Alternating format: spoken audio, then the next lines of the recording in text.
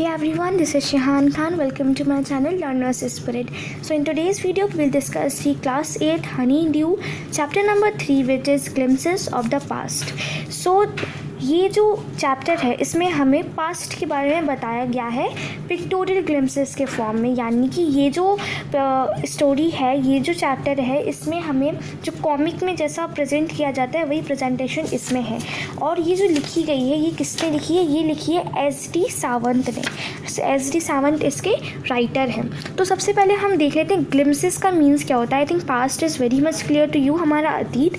और ग्लिम्सेस का मीन्स होता है एक बहुत ज़्यादा क्विक एंड शॉर्ट रिवीजन या फिर व्यू, किसी चीज़ का बहुत ज़्यादा शॉर्ट एंड क्विक व्यू, यानी हमें हमारे पास्ट के बारे में इस स्टोरी में बहुत ज़्यादा शॉर्ट में और क्विक एक व्यू दिया गया है, डिस्क्राइब किया गया है हमारा पास्ट कैसा था।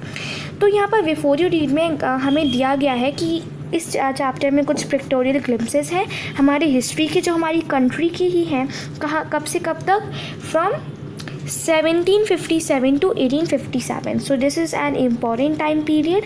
इसी के बारे में इस चैप्टर में डिस्क्राइब किया गया है।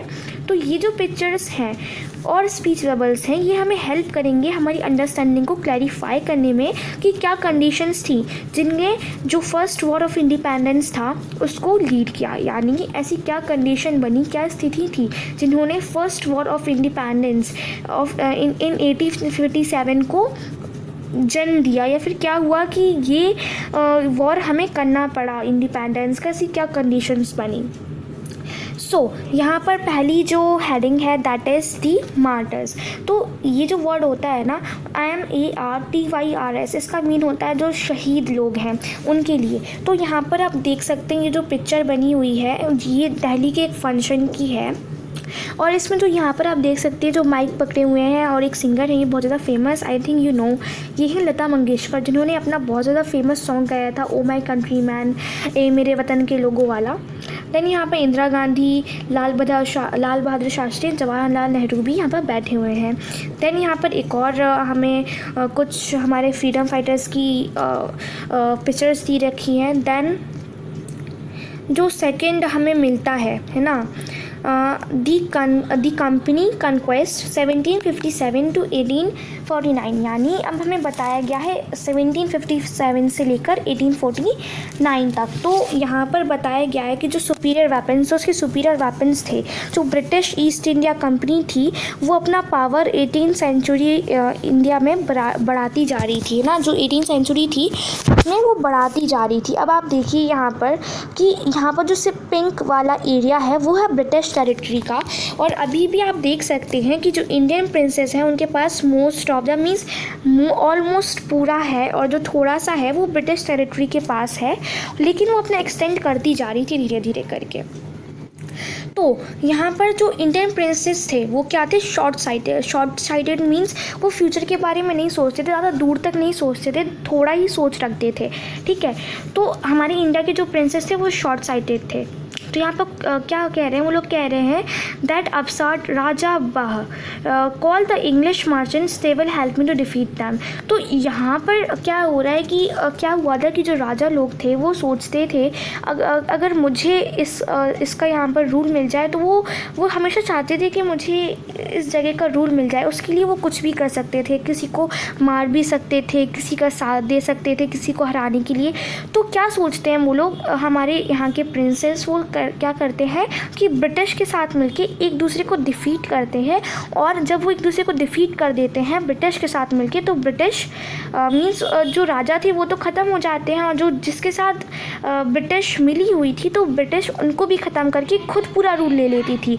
यानी कि जो इंडियन प्रिंसेस थे वो ब्रिटिश के साथ मिलते थे। जैसे यहाँ पर भी वो कह रहे हैं कि इंग्लिश मर्चेंट्स को बुलाओ, वो मुझे हेल्प करेंगे उनको हराने में।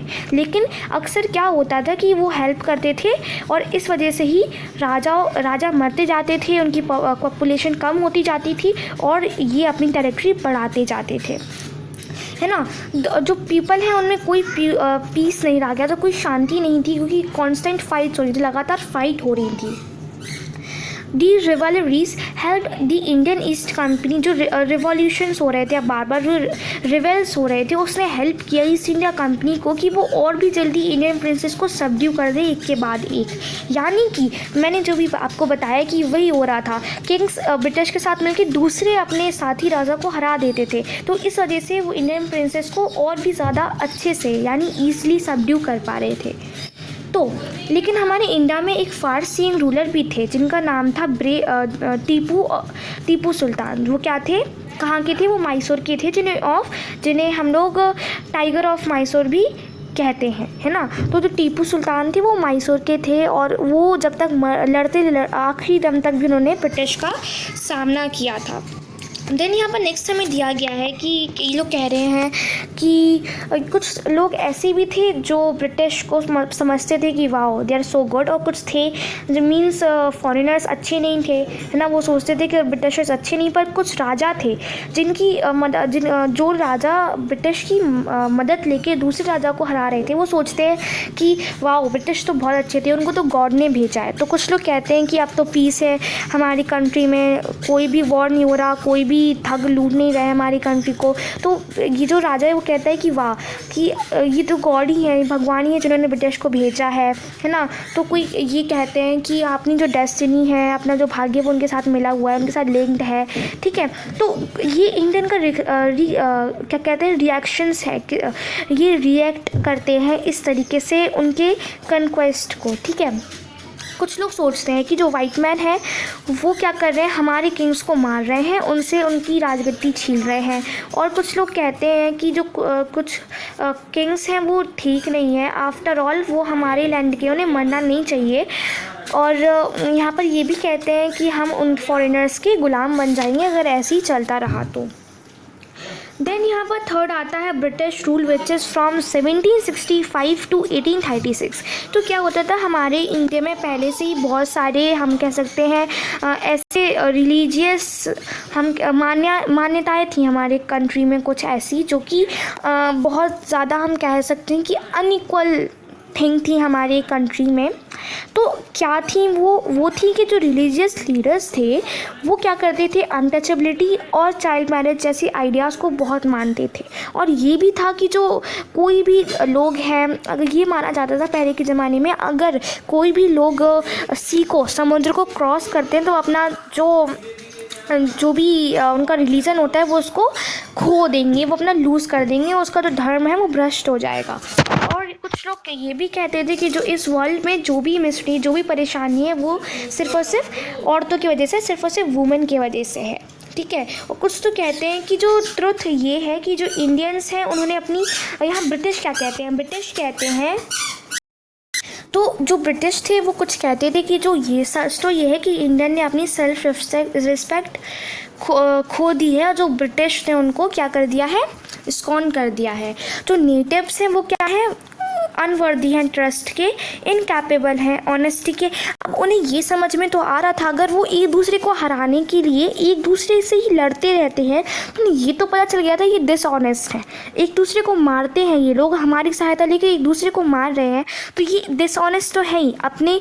ये इनको हम विश्वास नहीं कर सकते, क्योंकि ये लोग क्या करते थे, अपने भाइयों से कभी कभी ये लोग कलह कर लेते थे, कभी कभी ये लोग एक दूसरे को धोखा दे देते थे, ब्रिटिश के साथ मिल के उन्हीं को मार देते थे। तो ब्रिटिश को ये तो पता चल गया था कि जो नेटिव्स हैं ना ये ट्रस्ट के लायक नहीं है। तो अब हम लोग ये देखते हैं कि जो मर्चेंट्स थे, है ना, वो जो ब्रिटिश थे उनको एकदम क्विक प्रॉफिट चाहिए पड़ता था। उन्होंने बहुत सारे हैवी टैक्सेस भी लगा दिए थे फार्मर्स पे, और उनके फील्ड्स को लेने के लिए ना टैक्स लगा दिए थे, क्योंकि टैक्स वो पे नहीं कर पाएंगे then they will take their land. तो but your man are taking all my, तो यहाँ पर ये जो इंडियंस हैं वो कहते हैं कि आपके जो आदमी हैं वो मेरे क्रॉप्स ले रहे हैं। तो वो कहता है कि अभी भी तुम अरियर्स में हो, और तो अगर अभी तुमने इसको नेक्स्ट वीक पे नहीं किया तो मैं तुम्हें जेल में भेज दूँगा। देन फिर नीचे इसमें कहा जाता है कि जो ब्रिटिश है उन्होंने फिर भी उन्होंने बहुत सारे अभी तक वो लोग बहुत सारे ऐसे मेथड इन्वेंट करते जा रहे थे ताकि उनको नए नए प्रॉफिट्स मिलते ही रहें, ठीक है। जो अब इन्होंने ये भी कर दिया था कि जो भी गुड मैन्युफैक्चर होगा इंग्लैंड में, उनमें उसमें कोई भी इम्पोर्ट ड्यूटी नहीं होनी चाहिए जब वो इंडिया में आए, है ना। तो वो लोग कहते हैं वाह ये बहुत ज़्यादा गुड आइडिया है। तो यहाँ पर क्या होता है, जो ईस्ट इंडिया कंपनी है उनके जो लॉ होते हैं ना, वो इंडियन इंडस्ट्रीज़ को क्रपल यानी उसको बिल्कुल ख़त्म करना शुरू कर देते हैं। देन जो जैसे कि हम यहाँ पर देख सकते हैं, मैंने शायद ये छोड़ दिया, जब यहाँ पर इनकी क्रॉप्स ले लेते हैं तो फैमाइन हो जाता है ना। तो इसी में ही क्या हुआ कि बहुत सारे इंडियंस सिर्फ और सिर्फ भूखे यानी भूख के मारे वो लोग मर गए थे, क्योंकि वो लोग उनकी क्रॉप्स ले लेते थे और टैक्स नहीं दे पाए तो जेल भी जाएंगे। तो मीन्स इसी वजह से फैमाइन आ गया था। कितने बहुत ज़्यादा between 1822 and 1836 15 lakh Indians died of starvation. Then यहाँ पर क्या होता है कि दो लोग बात कर रहे हैं कि जो ब्रिटिश पॉलिसीज़ हैं उन्होंने हमारे एक्सपर्ट आर्टिशियंस और उनके बिज़नेस को क्या कर दिया, पूरा ख़राब कर दिया, रूइन कर दिया है। देन हमारे पास फोर्थ हेडिंग है राजा राम मोहन रॉय के बारे में।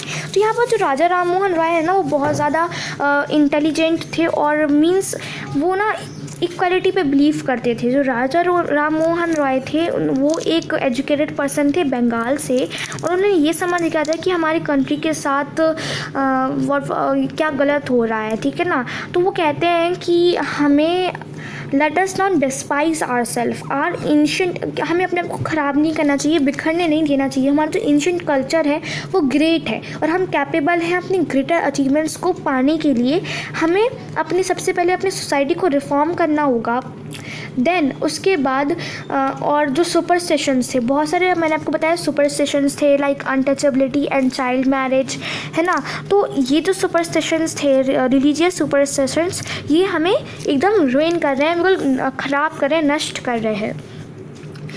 देन उन्होंने अपनी वाइफ उमा को क्या बताया, राजा राम मोहन रॉय की वाइफ का नेम था उमा। तो उन्हें बताया कि जो काउज़ रहती हैं वो डिफरेंट कलर्स की होती हैं, लेकिन जो उनकी मिल्क का कलर होता है वो वाइट ही होता है। मीन्स जो डिफरेंट टीचर्स होते हैं उनकी डिफरेंट सोच होती है, डिफरेंट पढ़ाने के तरीके होते हैं, लेकिन जो उनका एसेंस, उनका जो हम कह सकते हैं मकसद रहता है हर रिलीजन का, वो सेम रहता है। मीन्स शांति, अच्छे से रहना, फॉलो करना, मतलब उनका एसेंस सेम टू सेम ही रहता है, इंटेंशन सेम रहता है ना। तो जो राजा राम मोहन रॉय थे वो साइंस और मॉडर्न नॉलेज से अट्रैक्टेड थे, ठीक है। तो वो कहते हैं कि जो नॉलेज है उसको प्रैक्टिकल और साइंटिफिक होना चाहिए। उन्होंने क्या किया कि न्यूज़पेपर वगैरह भी स्टार्ट किए और दी स्पेशियस ब्रिटिश जो ब्रिटिश है ना, उन्होंने उसको स्टॉप कर दिया 1823 में। जो राजा राम मोहन रॉय ने न्यूज़पेपर स्टार्ट किए थे वो ब्रिटिश ने बंद कर दी 1823 में। देन तो जो राजा राम मोहन थे वो एक बार उन्होंने सी को क्रॉस किया और इंग्लैंड गए ताकि ये देखें कि ब्रिटिश को पावरफुल कौन बना रहा है, क्या बना रहा है। वहाँ उन्होंने उनसे कहा कि हम लोग हैं वो आपके रूलर्स को एक्सेप्ट करते हैं, ठीक है, लेकिन आपको हमारे सब्जेक्ट्स को भी एक्सेप्ट करना होगा। अगर यानी सब्जेक्ट्स यानी जो लोग हैं उनको सबको उनके ओपिनियंस को एक्सेप्ट करना होगा। आपको ये याद रखना होगा कि रूलर की जगह आपकी रिस्पॉन्सिबिलिटी है कि आप अपने सब्जेक्ट, आप अपने लोगों को भी उनका ध्यान रखें, है ना। देन यहाँ पर हमारे पास फिफ्थ है ऑपरेशन, है ना। तो जो ब्रिटिश का था वो भी जो भी कर रहे थे, उनके जो लॉज थे, रूल्स थे, टैक्सेस थे, वो अभी भी इंडियन को ऑप्रेस कर रहे थे। 1818 में जो उन्होंने एक रेगुलेशन 3rd को पास किया, उसके अंडर कि इंडियन है उसको हम लोग जेल भेज सकते हैं without trial in the court, यानी कोर्ट में सुनवाई के बिना ही हम किसी इंडियन को जेल भेज सकते हैं। तो इनका ऑपरेशन जारी था कब से कब तक, 1765 to 1835। ये लोग कहते हैं कि ऑल द टाइम जो ब्रिटिश ऑफिसर्स हैं इंडिया में ये बिग सैलरीज लाते थे और अपना प्राइवेट बिजनेस में अपना अच्छा फॉर्च्यून बनाते थे, है ना। अब 1829 में जो ब्रिटिश था ना, वो ब्रिटिश गुड्स को even worth 7 crore rupees to India लाया था, अपना मतलब एक्सपोर्ट कर रहा था। इंडिया में जो ब्रिटिश था वो ब्रिटिश गुड्स को एक्सपोर्ट कर रहा था। जो गवर्नर, अब देन यहाँ पर है गवर्नर जनरल बेंटिंक जो थे, उन्होंने जब अपने वापस घर गए और रिपोर्ट किया कि जो कॉटन वीवर्स और उन जो the bones of cotton weavers are bleaching the plains of India। Means हम कह सकते हैं कि जो कॉटन वीवर्स थे मीन्स अब वो एक तरीके से ख़त्म हो रहे थे, या फिर उनकी जो वो लोग बिना रीढ़ के दिन जो उनका मेन ऑक्यूपेशन था वो ख़त्म होता जा रहा था ना। इस वजह से वो कह रहे थे कि जो वीवर्स है ना वो मीन्स बेरोज़गार होते जा रहे हैं। बिल्कुल जो ब्रिटिश था उन्होंने क्या किया, कंपनी का लूट और मीन्स वो अपना जब बढ़ा रहे थे, अपना एक्सपोर्ट कर रहे थे, तो जो इंडियन इंडस्ट्रीज़ थी वो क्या हो गई, एकदम ख़त्म होने लगी। देन यहाँ पर डिससेटिस्फैक्शन, अब हो गई डिससेटिस्फैक्शन। कब से कब तक हुआ, 1835 टू 1856 में।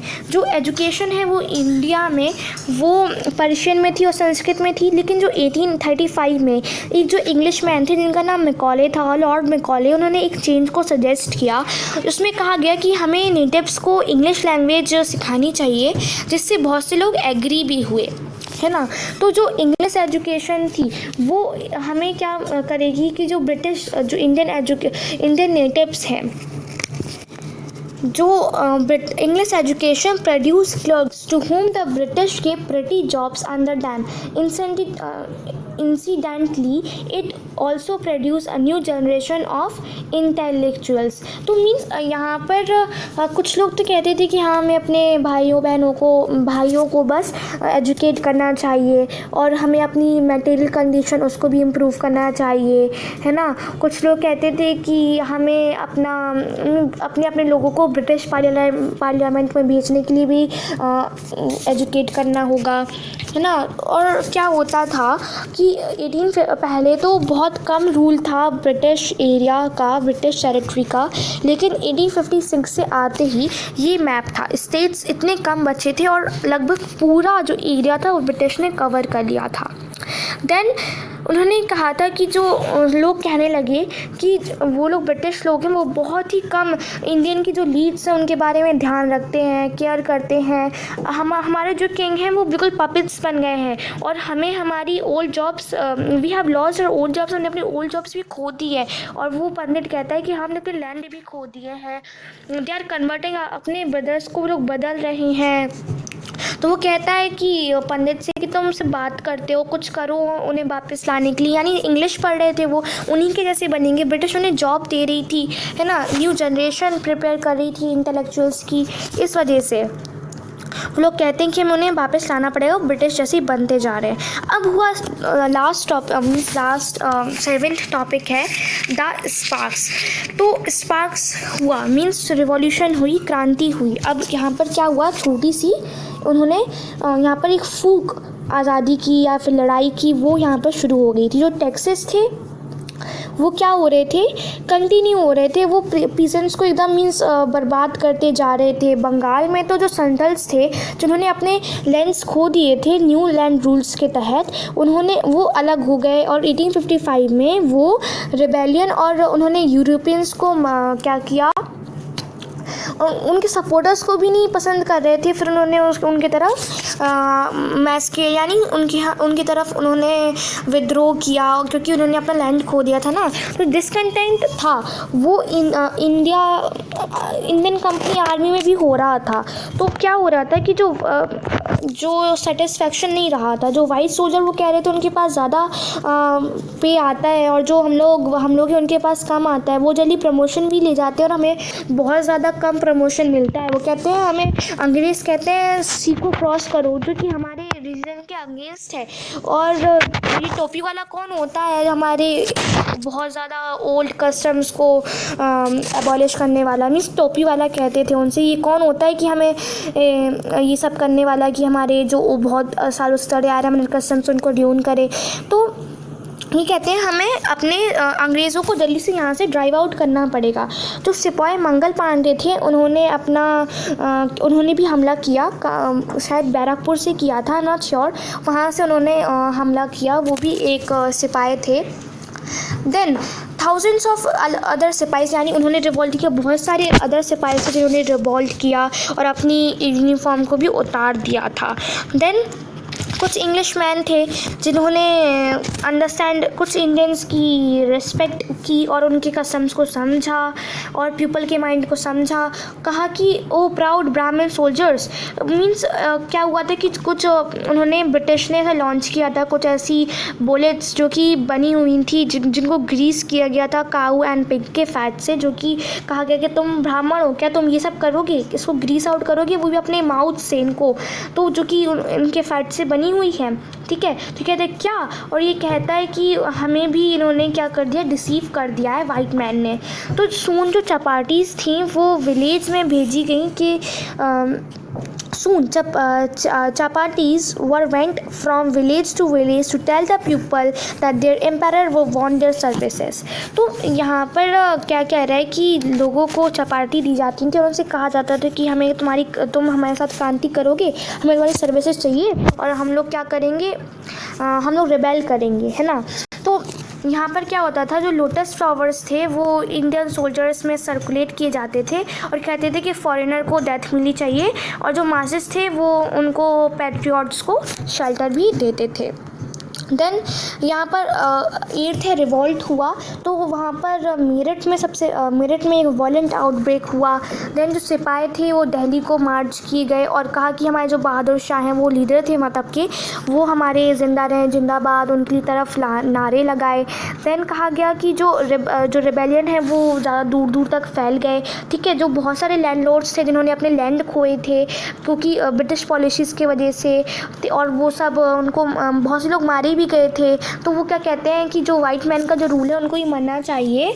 और कुछ लोग कहते हैं, बड़े बड़े नेता थे, वो कहते हैं ठीक है मैं आपको हेल्प करूँगा, अलग अलग जगह जाते थे और हेल्प मांगते थे। Then the last one is the fight for freedom, जो कि 1857 में हुई। जो बहुत सारे फॉर्मर रूलर्स थे लाइक बेगम हज़रत महल जो कि लखनऊ की थी, वो भी बड़ी कड़वी थी, उन्होंने भी बढ़िया रिवेल किया था। कहा कि जो वाइट मैन थे उन्होंने मेरा किंगडम ले लिया क्योंकि इनका कोई वारिस नहीं था, कोई भी लड़का वारिस नहीं था, इसकी वजह से इनका भी जो टेरिटरी थी वो ले ली गई थी।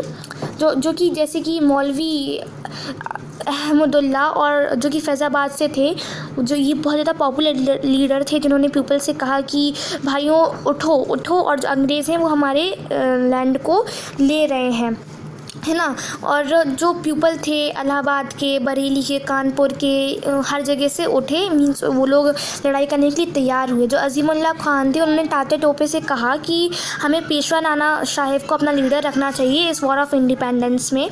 यहाँ पर एक 80 ईयर ओल्ड कुंवर सिंह भी थे बिहार के, जिन्होंने अपने रिस्ट अपने बाजू पे एक गोली खाई थी। तो उन्होंने क्या किया था, अपना हाथ काट के मदर गंगा को दे दिया था और कहा था कि ये मेरी आपको आखिरी भेंट है। तो यही थी ये स्टोरी। इसमें हमें बहुत सारे फ्रीडम फाइटर्स के बारे में बताया गया है, लाइक राजा राम मोहन राय, तात्या टोपे, है ना, Kunwar Singh and Begum Hazrat Mahal and like Mangal Pandey and many more. और यही था इस वीडियो का explanation. If you like this video so please subscribe to my channel and like this and hit the like button. Keep watching my videos, keep supporting, and that's all for today's video. We will meet in our next video. Thanks for watching and don't forget to subscribe my channel.